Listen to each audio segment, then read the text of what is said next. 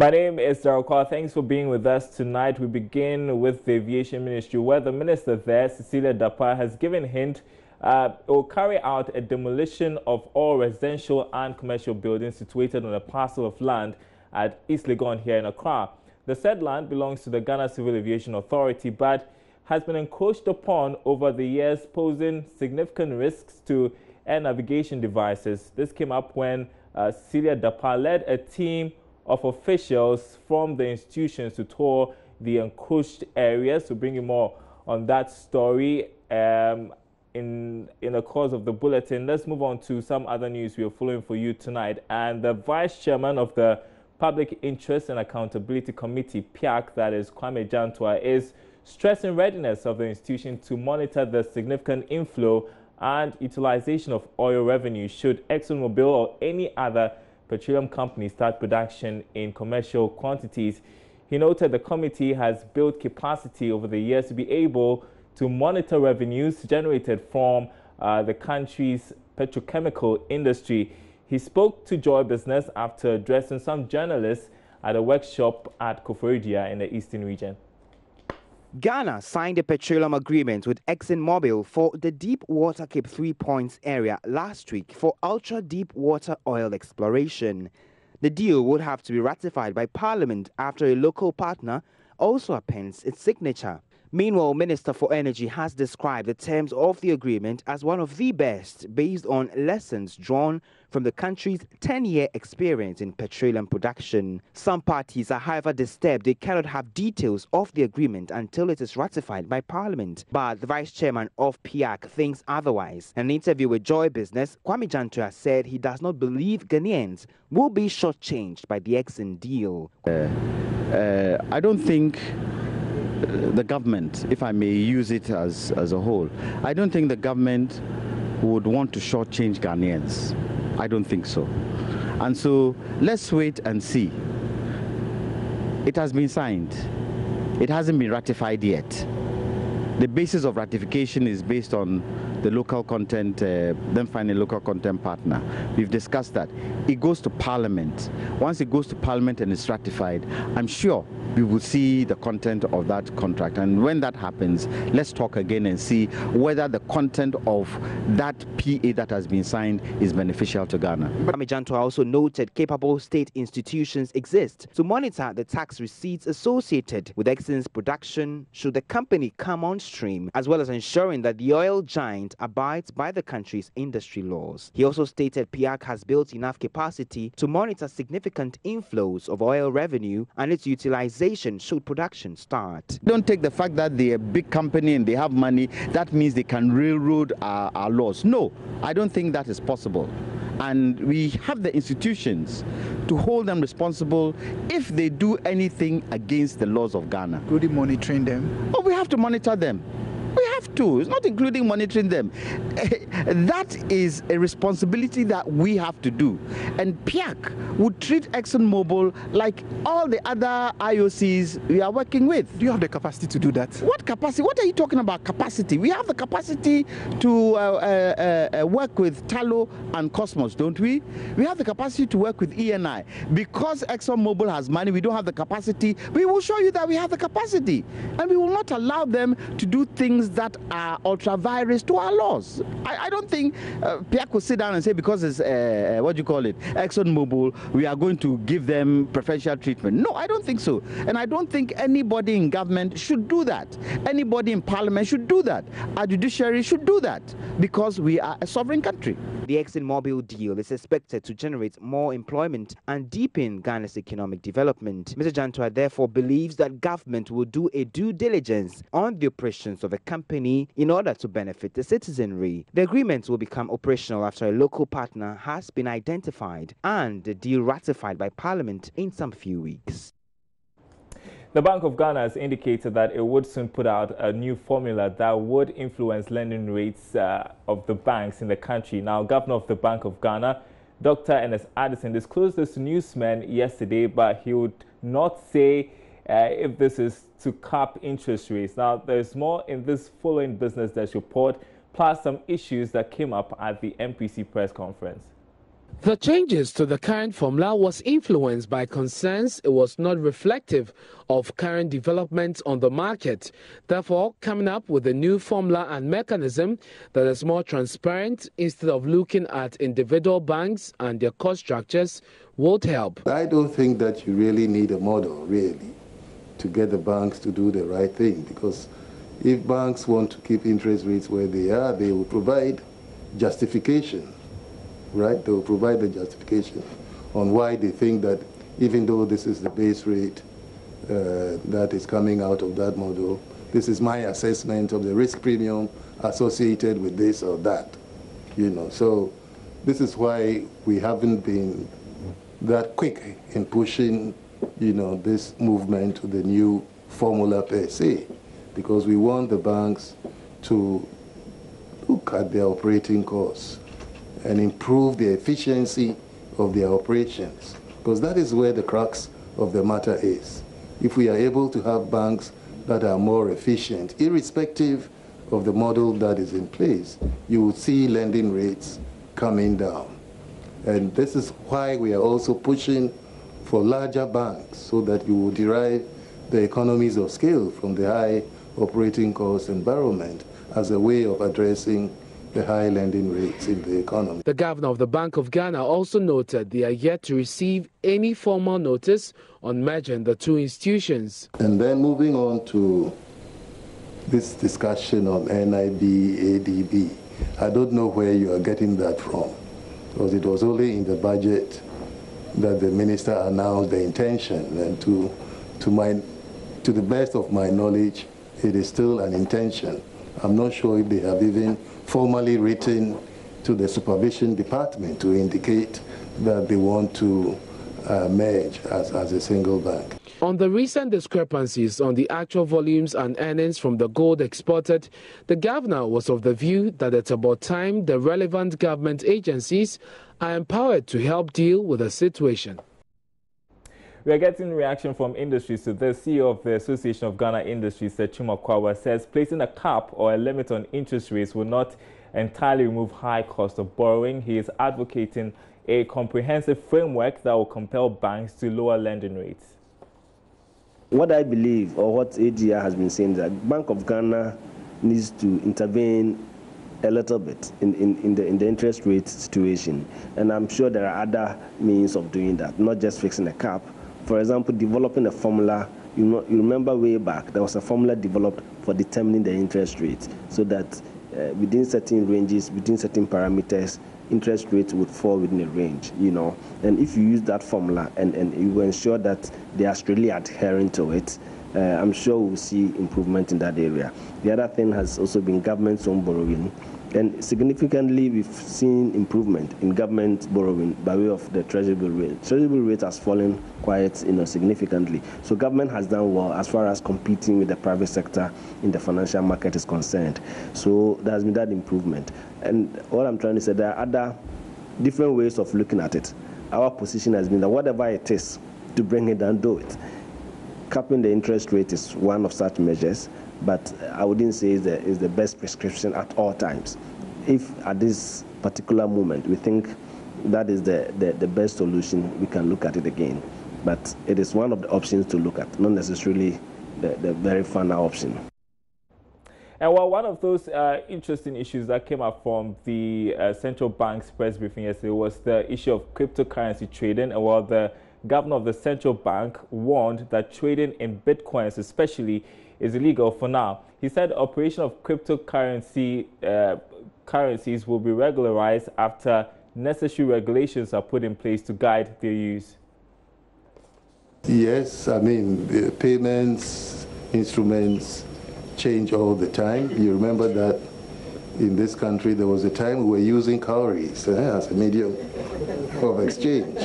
So it's normal to expect that as society changes and technology improves, you will see new types of payment instruments come up. And Bitcoin is one of those types of virtual or digital currencies that have come up. In its particular case, it's a digital community currency That is, this is a currency that is being used within a particular community to undertake global payments. And the key thing that we probably would put out in that statement is to say that it's not yet legal tender in this country. And for that reason, people have to be cautious on their approach to that. But we are looking at the new payment systems bill that will deal with the issue of digital money and electronic money. That new bill will be passed by Parliament in the next few months. And then we hope that after the bill comes out, more modern forms of payments that are issued by banks and non-banks that will be registered by the Bank of Ghana would become, covered by the laws and the regulatory purview of the bank. Well, still on cryptocurrency trading, the IMF is urging regulators around the world, including the Bank of Ghana, to form policies on this new digital currency. IMF's Communication Director, Gary Rice, has been speaking from Washington, D.C. I think they can have potential benefits, including the promotion of financial inclusion and more efficient payment and settlement processes. But we have also alerted that cryptocurrencies can pose considerable risks as potential vehicles for money laundering, terrorist financing, tax evasion, and fraud. So, the bottom line, we think greater international discussion and cooperation among regulators, yes, would be helpful. Well, of course, the debate now has been whether or not to regulate. Well, some players in the financial sector in the country are supporting the call by the central bank governor for structures to be put in place before the adoption of cryptocurrencies. Now, Joy Business has been engaging some of these players, and my colleague Bismarck Awusa came through with this report. Even though cryptocurrency trade has no legal basis yet, a revised Payment System Act will be considered by Parliament within the next couple of months. This revision, it says, should bring the electronic payment space up to date to international standards and aligned with the evolving electronic payments landscape. Some experts also believe the central bank has to tread cautiously in the regularization of the cryptocurrency trade. They say it will help avoid a rippling effect on the commercial banks. Professor Peter Korte is an economist and a lecturer at the University of Ghana. The cryptocurrency operations are outside the regulation of the central bank. If you look at the Banking Act and the things it can control, cryptocurrency doesn't come in. And therefore, at the moment, the best it could say is that it is illegal because it is outside the law. It is a new thing. I think we should all embrace innovation. We should all embrace technology. But we have to do it cautiously. It has to be done in a properly regulated manner. Otherwise, the bank's monetary policy will be ineffective or will be less effective because this is money outside the control of the central bank. On his part, Vice President of Group Indum, Papawasa Chifi Indum, says Bank of Ghana should invest a percentage of its reserves in cryptocurrencies.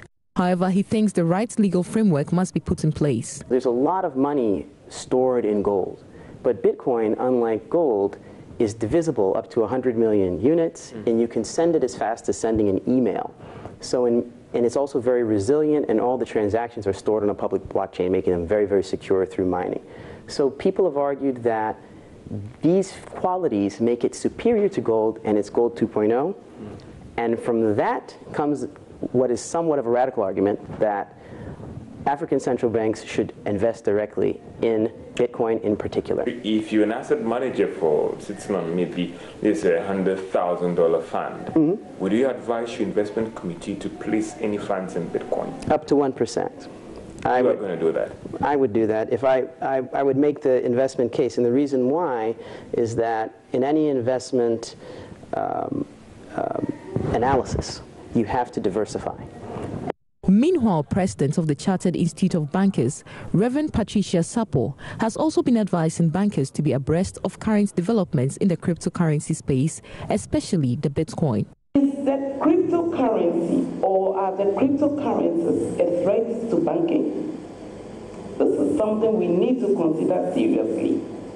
Because so many years ago, when mobile banking came, nobody ever thought that mobile banking will invade the whole banking industry right now. So what are we doing about the crypto? Will the cryptocurrency disrupt banking or the banking systems, especially the remittances? How do we position ourselves to face the crypto environment in the near future? There's no gainsaying that cryptocurrency has come to stay and everything must be done to harness its operations in Ghana. Bismarck Ewuse's report for Joy Business. Well, I promised we were going to bring it to you, and we finally have it. Our top story tonight, the Minister of Aviation, Cecilia Dapa, hinting of carrying out the demolition of all residential and commercial buildings situated on a parcel of land at East Legon in Accra. The said lands belong to the Ghana Civil Aviation Authority, but it has been encroached upon over the years, posing significant risks to air navigation devices. Let's hear more from Charles Aite, who was on a tour with the minister. Behind me is a building that houses a highly sensitive machine called the Very High Frequency Omnidirectional Radio Range. Now, this machine aids pilots across the world with specific information as to how and when they could or should land here in Accra.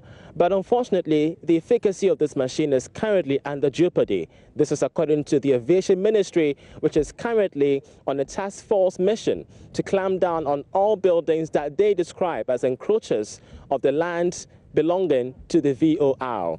We shall be getting more answers from the Aviation Minister, who claims and of course insists that a massive demolition exercise should come off at this very premise. The sector minister led officials from some institutions, including the Ghana Civil Aviation Authority, Ghana Airports Company, East Legon Police and the Lands Commission to assess the level of encroachment on the designated lands belonging to the GCAA. Then there will be no interference with the machines and equipment when they are being applied to direct flights, you see. This is not to create fear, but we must make sure that the 150 clear zone should be observed. That one is a must. According to her, some sensitive aviation gadgets positioned on the area in question can't function effectively as a result of the interferences. And those structures need to be demolished for the safety and the integrity of our equipment. Yes, our navigational equipment, compromising the integrity of the efficient service that GCA is providing, and we will not compromise on that. So when is the demolition exercise going to start? I wouldn't be able to tell you because we must go to court to secure the order to do it. Head of Airport Safety at the GCAA, Anita Ajing-Mashi, explained to Joy Business the gravity of the situation on the navigational aids and other sensitive airport equipment belonging to the Ghana Civil Aviation Authority. The signals should not be derogated, and so if the anything around the facility derogates the signals, it means that you could have wrong signals going to pilots and they could end up having accidents because they would not land at the threshold, that's the beginning of the runway, as is expected. In the meantime, the Aviation Ministry will be deploying a 24-hour task force to scout this very area to show off potential encroachers that could invade this very premise and that's beyond the radius. Reporting from the Aviation VOR enclave, just a few meters away from the Kotika International Airport, I'm Charles Aite for Joy Business. Well, in the Ashanti region, 16 mining districts now have local mining committees. Good news, right? Well, they are expected to assist in flashing out illegal mining activities in their localities by helping to streamline operations of small-scale miners. It is part of a nationwide exercise by government to help address the long-standing issue of illegal mining and its attendant effects. Thomas Pamford was at the inauguration ceremony in Kumasi, and our reports. 16 mining districts in the Ashanti region now have local mining committees. They are expected to assist in flashing out illegal mining in their localities by helping to streamline Operation Small-Scale Miners. Members of the committee have received training in use of technology to monitor mining activities to enhance their work. Deputy Lands and Natural Resource Minister Benito Owusu-Bio has inaugurated the committee in Kumasi. Monitoring activities, and as part of the monitoring measures, there is the need to ensure that we have in operation district mining committees that shall be solely responsible to ensure that there is no illegal mining activities in our mining districts. So what you saw us doing today is to inaugurate all those committees in the 16 districts where mining is actively being undertaken in the Ashanti region. Going forward, their duty is to, one, help to ensure that everyone mining in their domain is registered and has a legal license. Secondly, they also to ensure that there is cooperation between the various agencies, that is the Mining Minerals Commission, the Forestry Commission, the Immigration Police, and even the District Assembly as an entity. Yes, and then the communities as well. So there's going to be that collaboration, and then that will enhance the effort of ensuring that the process of application for mining leases by the small-scale miners that we all want to be done or begun from the district level is undertaken. He reveals the committee will liaise with other state agencies to effectively deliver on their mandate. Environment, Science and Technology Minister Professor Kwabena Frimpong Boateng warns the forestry officers against allowing illegal miners into the reserves.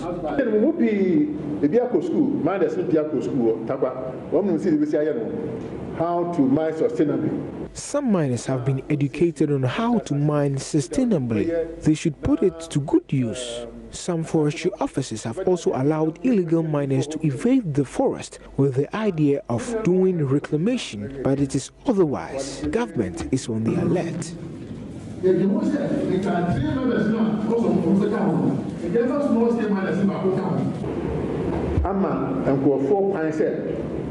Forest baby I mind that reclamation. And so reclamation of Obian said, Omokoye, Ajumano.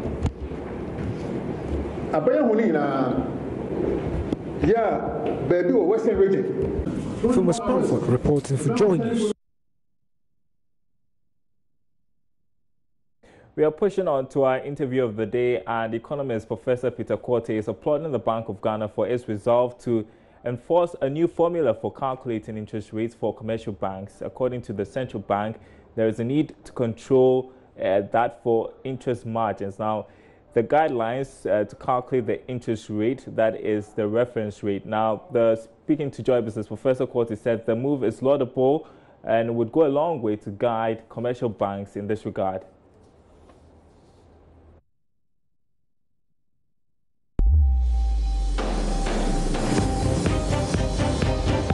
Interview of the day.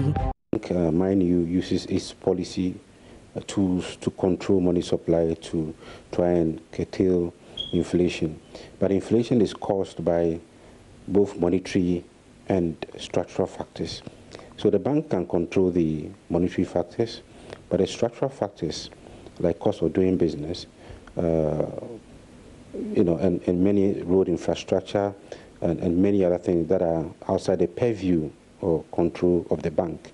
And therefore, the bank cannot unilaterally control people's expectations about inflation. Yes.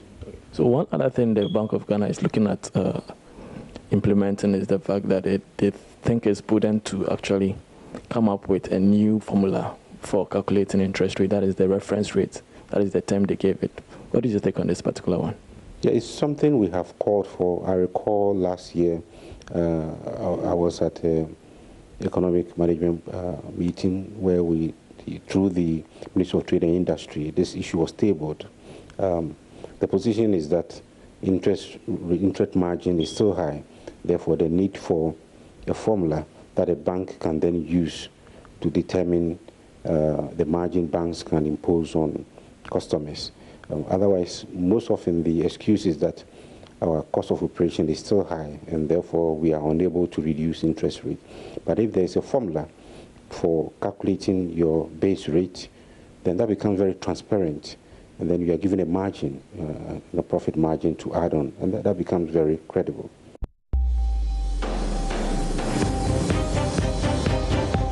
Interview of the day.